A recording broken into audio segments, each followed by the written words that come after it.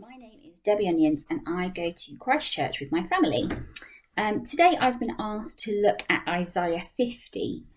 But before I read it, this past week has been a time of reflection for many as we look back at the past year of living through a global pandemic. None of us have ever been through anything like this before in our lifetime. And I know I was walking with Claire Tufnell last year, talking about how long it would be before we were back to normal. My life was busy, I had things to do, places to go, I needed my daily Costa fix. I remember we were talking, we said, what would it be, 3 weeks, 4 weeks? I remember being thoroughly depressed the day that we decided that maybe it was 12 weeks, but surely by the summer we'd be back to normal. Then we found out that the kids were going to be home the whole time. I've got 2 daughters, they're 10 and 5, and they are lovely girls, but I don't think anybody was designed to spend 24/7 with their children. Not good for them, not good for me. I remember thinking, how am I going to do 1 week of homeschooling? I don't know if any of you know, but I was a secondary school teacher for 10 years before this lockdown, and I thought I had the patience of a saint. I had dealt with many, many children. Funny how it's different when you have to teach your own children, isn't it? So, I went outside a lot. I had to come up with ways to get through this time.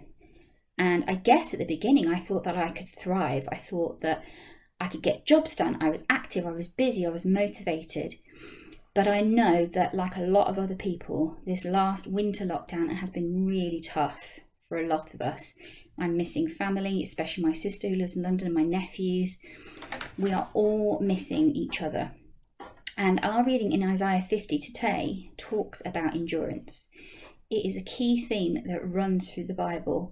And actually, we need to remember that Jesus was fully God, but also fully man. And he also had to confront this issue. So I'll read Isaiah 50, it's verse 4 to 9.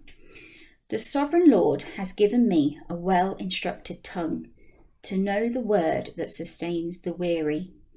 He wakens me morning by morning, wakens my ear to listen like one being instructed.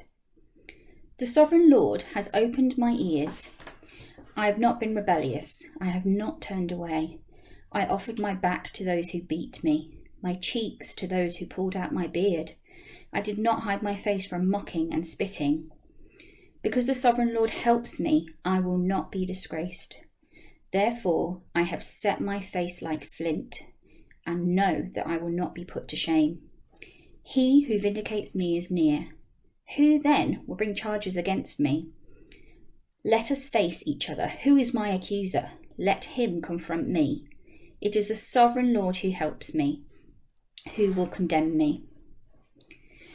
So, who other than Jesus would leave the glory of heaven to come to the earth that he spoke into being, the word become flesh, and mingle with us in the mess and the suffering? The Father gave him a well-instructed tongue to know the word that sustains the weary. When we feel weary, where do we turn? What is our pick-me-up? Do we make time to open the Bible and let the Spirit guide us?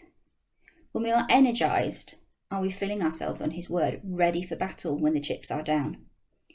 I remember before lockdown last year, I would try to set my alarm for 5:30 to beat my youngest child downstairs in the morning. She was an early riser. And I'd spend just 10 minutes reading and praying, and it settled my heart and it was an anchor for my day. He wakens me morning by morning, wakens my ear to listen like one being instructed.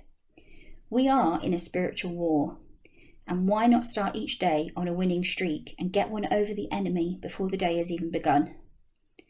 How often do we carry a frazzled mind around all day, worrying to God and rushing on him to act on the things that we are asking for? I've often wondered whether Jesus could have lived as he did, giving out constantly, teaching, loving, listening, touching and healing, without the amount of time he invested in sitting with God on his own. He himself did not supply his own needs. He was fully human and needed the Father to sustain him. And then he chose to suffer. His beard was pulled out. Isaiah 52 says his face was beyond human recognition from beating. The internal anguish that he suffered we will never know. Therefore I have set my face like flint. What a line that is. What endurance. John 13 says, in this life it is 100% guaranteed that we will have troubles, but take cheer because he has overcome the world. As a mother, I have an inbuilt instinct to protect my babies and give them a safe, happy life. However, if I did this all the time, they would become soft, possibly self-seeking, expecting to receive always and not giving to others. Does it hurt me and them to go through pain? Definitely. Does it please God to see us go through trouble? I think we can say unreservedly no. His mercies are new every morning, and his patience endures when we fail to lean on him. He knows our weakness, and he spurs us on to try again and again. He who vindicates me is near. Who can bring charges against me? And actually, who can ever separate us from the love of God?